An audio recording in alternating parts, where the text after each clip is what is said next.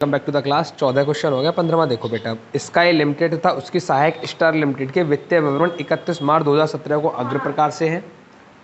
Equity and liabilities में share holder fund है। Share capital दी है 5 लाख की, 80,000 रुपये की दूसरी कंपनी की है। रिजर्व एंड सरप्लस है, जनरल रिजर्व है और सरप्लस दे रखा है स्टेटमेंट ऑफ P&L 80,000 36,000 का। करंट लाइबिलिटीज़ है। नॉन करंट असेट्स में बिल्डिंग है। इन्वेस्टमेंट क्या है 6,000 इक्विटी शेयर का। आपको क्वेश्चन में ये याद रखना है कितनी कैपिटल पहले से है। 80,000 कैपिटल, 8,000 शेयर रहेंगे। उसने 6,000 शेयर खरीदे, इसका मतलब इसमें माइनॉरिटी इंटरेस्ट आने वाला है। अब स्टॉक है, क्रेडिटर्स है, कैश एंड इक्विवेलेंट दे रखा है। स्काई लिमिटेड ने स्टार लिमिटेड के अंश 1 अक्टूबर 2016 को क्रय किए थे। स्टार लिमिटेड का वित्तीय विवरण 1 अप्रैल 2016 को 42,000 रुपये की हानि दर्शाता है, जो चालू वर्ष के लाभों में से घटाई जा चुकी थी। अब तक किसी भी क्वेश्चन में ऐसी बात नहीं बोली थी, घटाई जा चुकी थी, अब बोली गई है, तो इसको तुमको ऐड करके चलना पड़ेगा। घटाने का मतलब वापस लेके आओ इसको। यह मानते हुए कि वर्ष में लाभ समान रूप से अर्जित हुए हैं। 31 मार्च 2017 को मिश्रित वित्तीय विवरण तैयार आपका करना है। किताब पहले होगी कैलकुलेशन। Question number 15।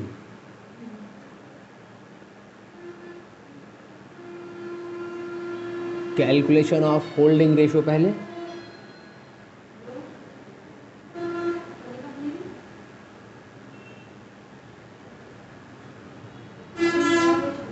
दो लिमिटेड है, कौन कौन सी है नाम बताओ जरा एक बारी। एक स्काई है, एक स्टार है। जो स्काई लिमिटेड है वो होल्डिंग कंपनी है, जो स्टार लिमिटेड है वो सब्सिडरी कंपनी है। इसने 6,000 शेयर परचेज किए, तो इसके पास कितने रह जाएंगे 2,000 शेयर, क्योंकि टोटल मिला के 80,000 रुपये के शेयर हैं और 8,000 शेयर है। ये वाली बात समझ में आ गई। इसका रेशो बना दो, 2 एकम 2, 2 तिया 6।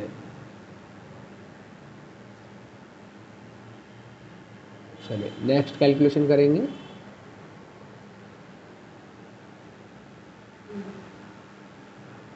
Calculation of pre comma post. पहले पीरियड हमको पता होना चाहिए कब से कब तक का पीरियड हमारे पास रहेगा। हमारे पास जो प्री पीरियड है वो कितना है, 1 अप्रैल 2016 से लेके 1 अक्टूबर 2016 तक। और जो पोस्ट में रहेगा वो कितना रहेगा, 1 अक्टूबर 16 से लेके और 31 मार्च 17 तक, क्योंकि कंपनी को जो हायर किया गया है वो अक्टूबर में किया गया है। ठीक है, अब यहाँ से निकालेंगे प्रॉफिट अलग अलग दोनों। कैलकुलेशन ऑफ प्री प्रॉफिट, और ये कौन सा होता है, कैपिटल प्रॉफिट होता है। एक प्रॉफिट उसने ऑलरेडी दे रखा है एडजस्टमेंट पे, प्रॉफिट है लॉस है, लॉस है, लॉस ऑफ क्या है, स्टार लिमिटेड। कितना रुपया 42,000 का लॉस ऑलरेडी है। अब हमको करना क्या है कि इसमें से हमको ये देखना पड़ेगा कितना लॉस ऐसा है जो प्री और पोस्ट के अकॉर्डिंग आने वाला है ना। तो हमको यहाँ से लेस करना पड़ेगा, सॉरी ऐड करना पड़ेगा हमको यहाँ से, क्या जो हमारा प्री है और कब का, 1 अक्टूबर 2016 तक का। तो हमको वहाँ पे एक वैल्यू दी हुई है, देखो ऊपर कितनी वैल्यू उधर P&L स्टेटमेंट की, देखो ऊपर, हाँ कितना है 36,000 रुपये की वैल्यू है हमारे पास। तो 36,000 रुपये हमको लेने पड़ेंगे 6 महीने के, लेकिन उसने ये बोला था कि ये वैल्यू घटाई जा चुकी है। अगर ये वैल्यू घटाई जा चुकी है तो पहले इसमें हमको ऐड करनी पड़ेगी, तब बांटना पड़ेगा 6 महीने का इधर और 6 महीने का इधर। तो प्लस किया मैंने इसमें कितना 42,000 और उसके बाद मल्टीप्लाई 6/12। 6/12 इसलिए क्योंकि अक्टूबर तक का तो हमको प्री में जाएगा और अक्टूबर के बाद का पोस्ट में जाएगा। चलो करो इसको सॉल्व, कितना आएगा इसको 39,000। अब देखो ये माइनस की चीज़ है, ये प्लस की चीज़ है, तो माइनस का ही बचेगा इसमें से, और माइनस ही करना पड़ेगा। कितना बचेगा 3,000 रुपये का लॉस, और ये क्या है कैपिटल लॉस। अब इसके बाद हमको पोस्ट वाला निकालना पड़ेगा। कैलकुलेशन ऑफ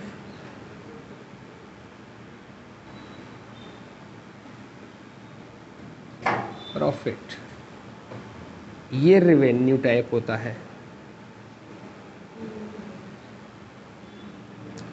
इसको कैसे निकालेंगे हम?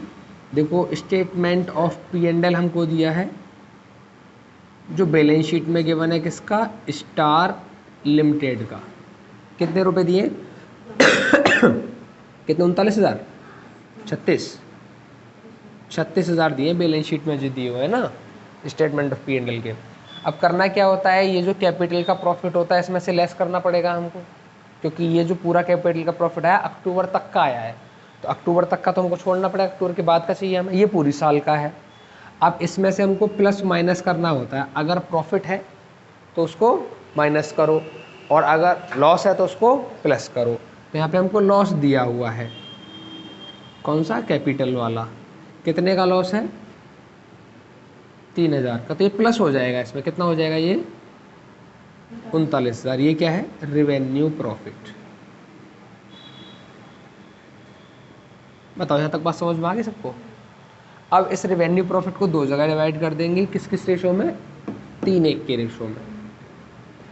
क्या करेंगे? 39,000 मल्टीप्लाई 3 डिवाइड बाई 4, इधर 39,000 मल्टीप्लाई 1 डिवाइड बाई 4।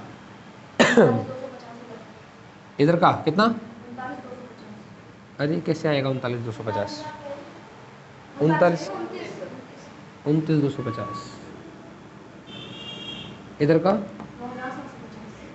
9,750। ये तो है माइनॉरिटी इंटरेस्ट की वैल्यू और ये होल्डिंग कंपनी के सरप्लस की वैल्यू। अब कैलकुलेशन किसकी होगी? कैपिटल रिजर्व या गुडविल। कैलकुलेशन ऑफ गुडविल या कैपिटल रिजर्व। गुडविल को कॉस्ट ऑफ कंट्रोल भी बोलते हैं।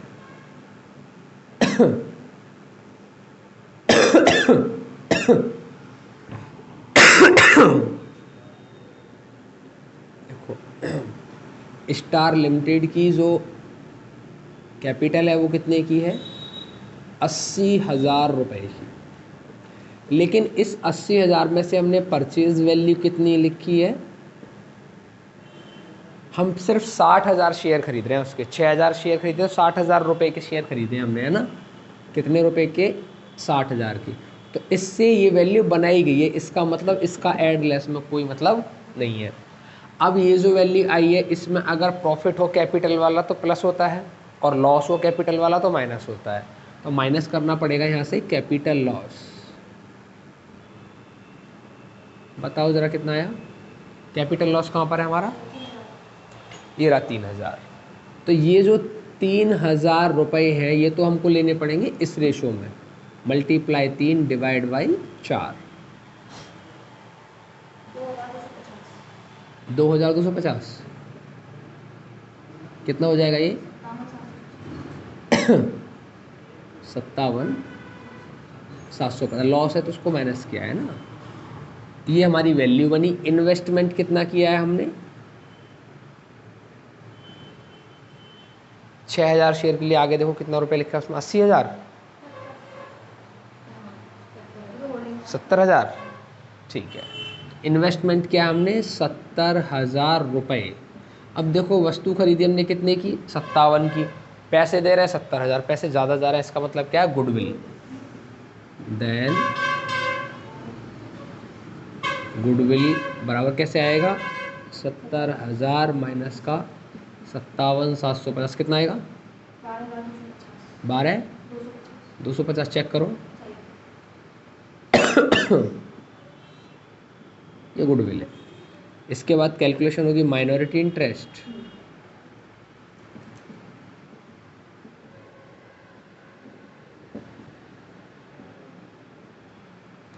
स्टार लिमिटेड की जो बैलेंस कैपिटल है वो कितनी बची है? देखो 60,000 तो यहाँ चले गए, कितने बचे? 20,000 बस। या फिर ऐसे भी निकाल सकते हो, 80,000 की टोटल थी, माइनॉरिटी में कितना बचेगा? 1/4। इसके बाद कैपिटल लॉस प्रॉफिट की तरह कैपिटल लॉस है ये वाला 3,000 का, ये माइनस करना पड़ेगा इसमें से। 3,000 का लॉस है, हमको चाहिए 1/4 कितना आएगा 750। ये माइनस होगा, प्लस करना पड़ेगा इसमें रेवेन्यू प्रॉफिट, क्योंकि वो तो प्रॉफिट है। कितना रेवेन्यू प्रॉफिट है हमारा 9,750। इनको एडलेस कर दो, ये माइनॉरिटी इंटरेस्ट बन जाएगी।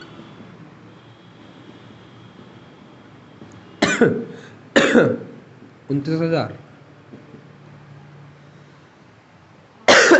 ठीक है। इसके बाद वैल्यू आएगी अगली, कैलकुलेशन ऑफ होल्डिंग कंपनी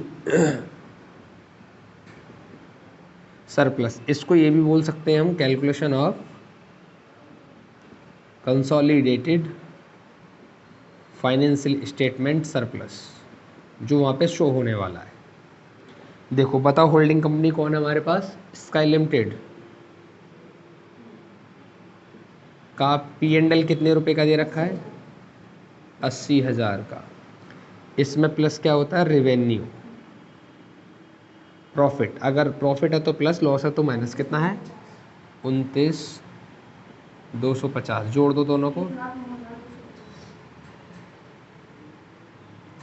ये इसका आ जाएगा सरप्लस, जो फाइनेंशियल स्टेटमेंट में दिखाना है हमको।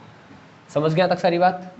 अब बना दो इसका स्टेटमेंट। क्वेश्चन नंबर है 15, लिखना पड़ेगा कंसोलिडेटेड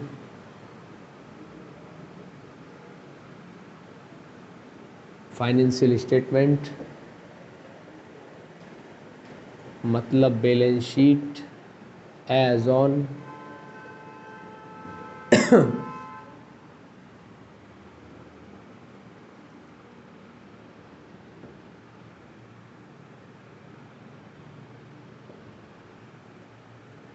प्रीवियस ईयर का कॉलम बनाया नहीं है। फर्स्ट पॉइंट है इक्विटी एंड लायबिलिटीज़। कितना है equity and liabilities, first heading है शेयर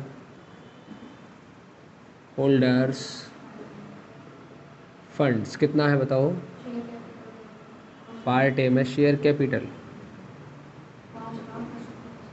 5 लाख रुपए की है, तो 50,000 share at the rate of 10 रुपया, कितना आ गया 5 लाख। इसमें होल्डिंग कंपनी का लिखना है, सब्सिडरी का नहीं लिखना है। B point reserve and surplus, बताओ क्या क्या है इसमें, कितने रुपए का जनरल रिजर्व है 2 लाख रुपए। दूसरी कंपनी का नहीं है, दूसरा क्या है सरप्लस P&L का,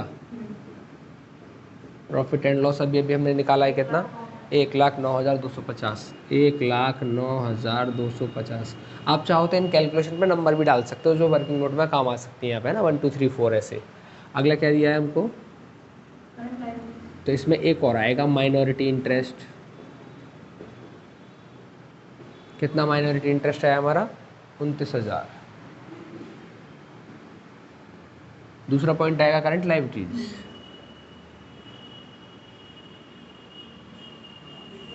बताओ करंट लायबिलिटीज में क्या है, डायरेक्ट है क्रेडिटर्स है, हाँ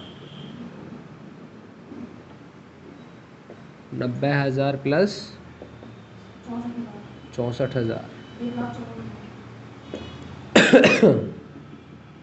1,54,000 ऐड कर दो, टोटल लायबिलिटीज। सेकंड पॉइंट इधर आएगा असेट्स, चेक करो 9,92,250, ये लायबिलिटीज़ का आ गया। असेट्स पहला है नॉन करेंट असेट्स,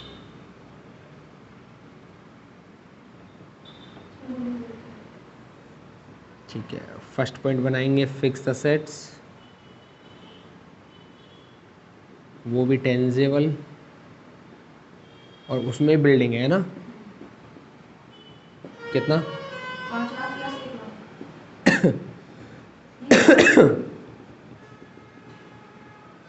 5 लाख,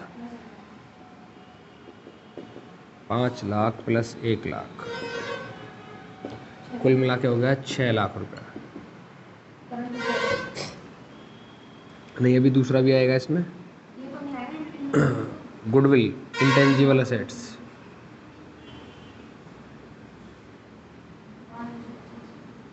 कितना है? 12,250। इसके बाद बी पॉइंट बनाएंगे यहाँ पे, ये दूसरा पॉइंट बनाएंगे, करंट असेट्स।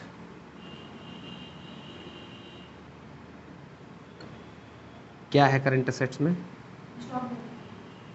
स्टॉक बताओ कितना कितना?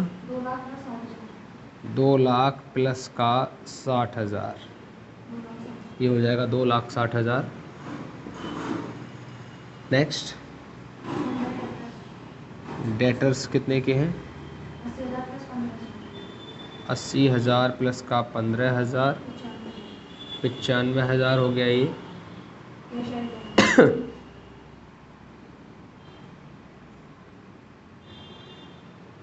कैसेट बैंक कितने का? 20,000 प्लस का 5,000, कितने हो गए? 25,000। नेक्स्ट, टोटल कर दो सबका। गुडविल, गुडविल है अभी इसमें, और वो कहाँ आएगी? अच्छा लिख दी मैंने यहाँ पे गुडविल, ये चेक करो आंसर आ गया। 9,92,250। ठीक है, सही कर रहा है मैच ये टोटल असेट्स। बताओ, बात आ गई समझ में? ठीक है। क्वेश्चन नंबर 16, 31 मार्च 2017 को थिक लिमिटेड और उसकी सहायक थिन लिमिटेड के वित्तीय ऋण निम्न प्रकार से हैं। इक्विटी एंड लायबिलिटीज दिया है। Share capital, equity share capital है 1,80,000, 1 लाख का। रिजर्व एंड सरप्लस दे रखा है 35,000 का। करंट लायबिलिटी सन्ड्री क्रेडिटर्स 80,000, 30,000 का। नॉन करंट असेट्स में फिक्स असेट्स हैं और इन्वेस्टमेंट 8,000 इक्विटी शेयर है। अब ऊपर से मैं पता चल पा रहा है 1 लाख के शेयर हैं और 10 रुपये का है, 10,000 शेयर हो गए, लेकिन उसने कितने शेयर खरीदे? 8,000। माइनॉरिटी इंटरेस्ट आएगा अब इसमें। करंट असेट्स में सन्डी डेटर्स हैं। अदर असेट्स में डिफिसिएट दे रखा है, स्टेटमेंट ऑफ P&L। इसका मतलब उस कंपनी के पास में लास्ट ईयर में जो है प्रॉफिट नहीं था, लॉस ही था। अब कह रहा है 1 अक्टूबर 2016 को थिक लिमिटेड ने थिन लिमिटेड के अंश क्रय कर लिए। इस स्थिति को थिन लिमिटेड के लाभानी विवरण में 40,000 रुपये की हानि थी। ओके, थिक लिमिटेड के देनदारों में 10,000 रुपये की राशि सम्मिलित है जो थिन लिमिटेड के द्वारा दे हैं। इस 10,000 रुपये का कोई भी कैलकुलेशन नहीं है। हम जो कैलकुलेशन करते हैं उसमें कोई भी रोल नहीं है। रोल कहाँ पर है? सन्ड्री क्रेडिटर्स में और सन्ड्री डेटर्स में, यहाँ पे रोल होने वाला है बस। ठीक है, चलिए आगे। 31 मार्च 17 को मिश्रित वित्तीय विवरण आपको तैयार करना है। अब इसमें जो लिखा है ना 1 अक्टूबर 2016 को, 1 अक्टूबर 2016 नहीं है ना, ये 1 अप्रैल ही है। तो 1 अक्टूबर ना लिखेंगे, 1 अक्टूबर लिखेंगे तो 6 महीने का पीरियड आएगा, तो उसमें क्वेश्चन का आंसर इस बुक से मैच नहीं करेगा। बाकी अगर अक्टूबर से करोगे तो इस बुक से डिफरेंट आंसर आएगा। ठीक है, तो 1 अप्रैल 2016 आपको कर लेना है। ऐसे पकड़िए, क्वेश्चन करते हैं सॉल्व। अब क्वेश्चन नंबर 16,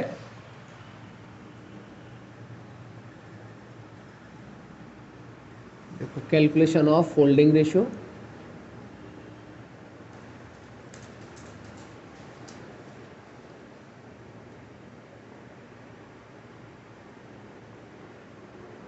कौन कौन है? एक थिक लिमिटेड है, एक थिन लिमिटेड है। तो यहाँ पे थिक और थिक नहीं लिखते हैं, यहाँ पे होल्डिंग और सब्सिडरी लिख लेते हैं।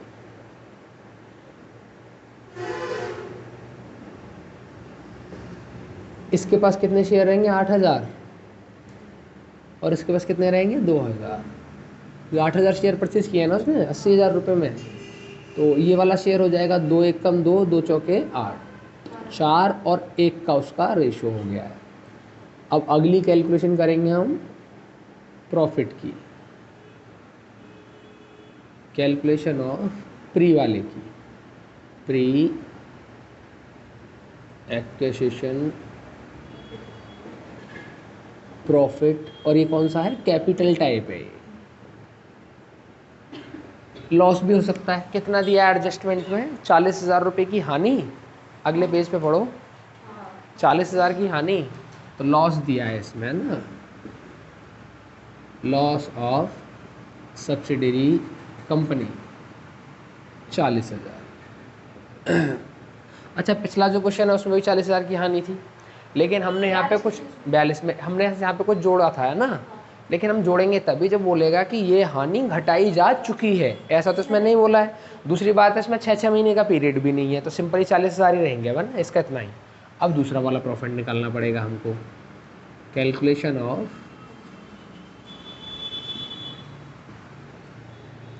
पोस्ट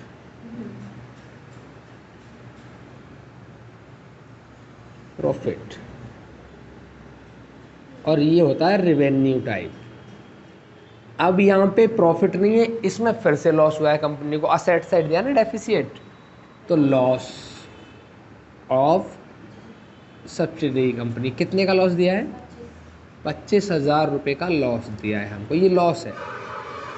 अगर ये वाला यहाँ पे प्रॉफिट होता है तो ऐड करना पड़ता है, ये लॉस है तो माइनस ही करना पड़ेगा हमको, तो माइनस कैपिटल लॉस। कितना?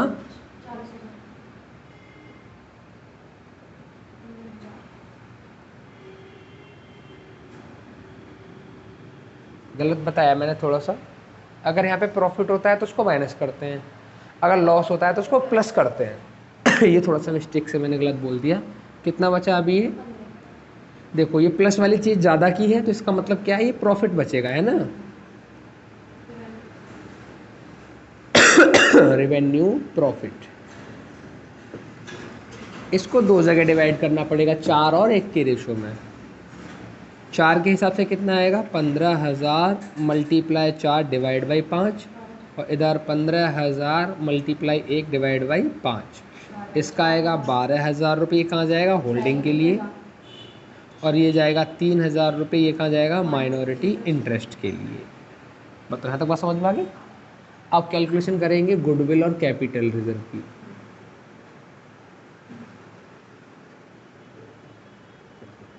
कैलकुलेशन ऑफ गुडविल या कैपिटल रिजर्व।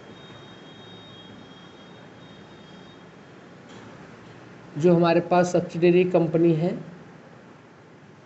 उसकी कैपिटल कितने की? वैसे 1 लाख रुपए की कैपिटल है, लेकिन हमने एक्वायर कितना किया है, परचेज कितना किया है उसका? 80,000 की कैपिटल। ठीक है। अब इसमें प्लस या माइनस करना पड़ता है हमको, कैपिटल लॉस या प्रॉफिट। तो हमारे पास तो कैपिटल लॉस है, और कैपिटल लॉस है तो माइनस करना पड़ेगा यहाँ से। 40,000 का कितना? 4 और 1 5, तो 4/5, 32,000 रुपये। कर दो इसको माइनस, इन दोनों की बात चल रही है अभी। 48,000 रुपये। इसका मतलब ये उसकी वैल्यू है ना, ये आगे उसकी वैल्यू। हम इन्वेस्टमेंट कितना कर रहे हैं? इन्वेस्टमेंट कर रहे हैं हम 55,000। 48,000 की चीज़ खरीद रहे हैं, 55,000 का इन्वेस्टमेंट है, तो क्या हो गया इसमें? Then goodwill. ज़्यादा चीज़ें हम दे रहे हैं उसको, है ना, पेमेंट ज़्यादा का है, तो 55,000 माइनस का 48,000 कितना आ गया? 7,000। ये वैल्यू हमारे काम की है। अब इसके बाद अगला क्या रहेगा? Minority interest.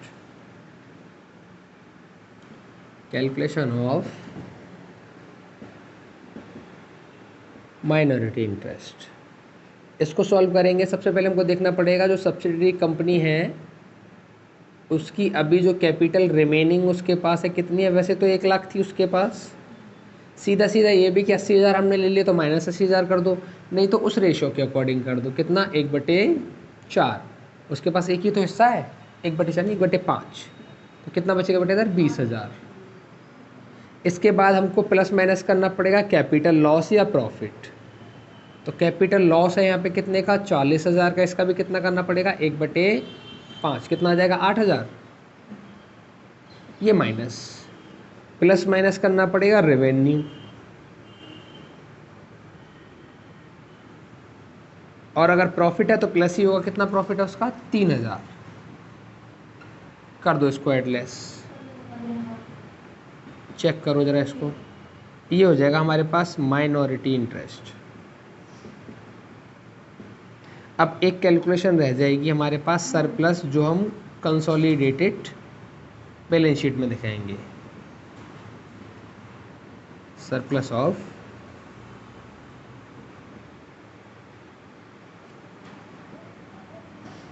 बैलेंस शीट में कितना सरप्लस दिया है बताओ जरा होल्डिंग कंपनी का। होल्डिंग का 35,000। इसमें ये ऐड लेस करेंगे, प्रॉफिट है तो ऐड हो जाएगा इसमें, है ना, प्लस रेवेन्यू प्रॉफिट कितने रुपए का, 3,000 का, सॉरी 12,000,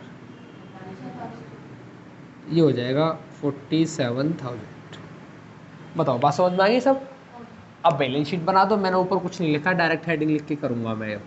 इक्विटी एंड लायबिलिटीज में पहला पॉइंट आएगा शेयर होल्डर्स फंड्स, और इसमें ही पहला आएगा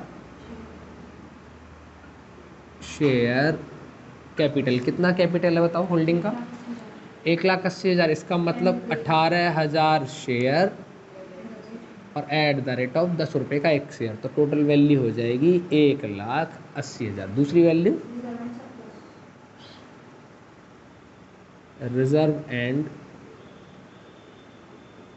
सरप्लस, सरप्लस दिया है स्टेटमेंट ऑफ P&L, अभी हमने लिखा इधर कितना 47,000। और बताओ अगला, इसका मतलब BC पॉइंट बनेगा माइनॉरिटी इंटरेस्ट, सब्सिडरी कंपनी का होता है ये जो हमने निकाला है उधर अभी 15,000। अगला क्या है दूसरा point, current assets current liabilities. क्या क्या दिया है करंट लायबिलिटीज में,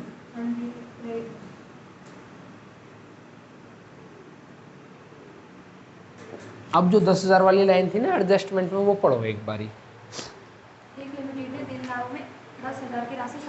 थिक लिमिटेड के देनदारों में 10,000 की राशि सम्मिलित है। आगे थिन लिमिटेड के द्वारा दे है, जो थिन लिमिटेड के द्वारा दे है, मतलब थिन लिमिटेड को पैसा देना है और देनदारों में शामिल है थिक के यहाँ पे, ठीक है ना। देखो अब तो क्रेडिटर्स बताओ जरा एक बार, होल्डिंग कंपनी के कितने हैं 80,000 रुपये, और दूसरी वाली कितने 30,000। लेकिन उस 30,000 में तो ऐसे 10,000 रुपये ऐड हैं जो कि होल्डिंग कंपनी को दिए जाएंगे। जब कंपनी परचेज कर ली गई तो देने का मतलब खत्म हो गया फिर, तो कितने रह जाएंगे इसमें हमारे पास, प्लस कितने थे बेटा उसमें होल्डिंग के, होल्डिंग इसके होल्डिंग कैसे इसके 30, तो हम 30 में से 10 को माइनस कर देंगे, समझ गए, कर दो इसको, कितना हो जाएगा 1,20।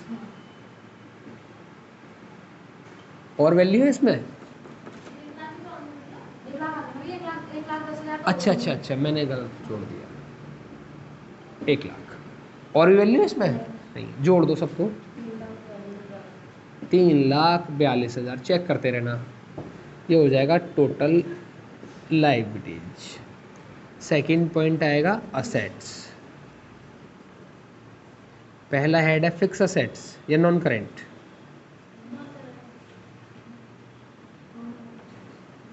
बताओ नॉन करेंट असेट्स में क्या दिया है। Point a fix assets tangible, नाम दिया है कोई 1,90,000 प्लस 80,000 कितना हो जाएगा 2,70,000। दूसरा पॉइंट हमको बनाना पड़ेगा इंटेंजिबल का, गुडविल। गुडविल निकाला हमने कितना 7,000 रुपये। इसके बाद दूसरा पॉइंट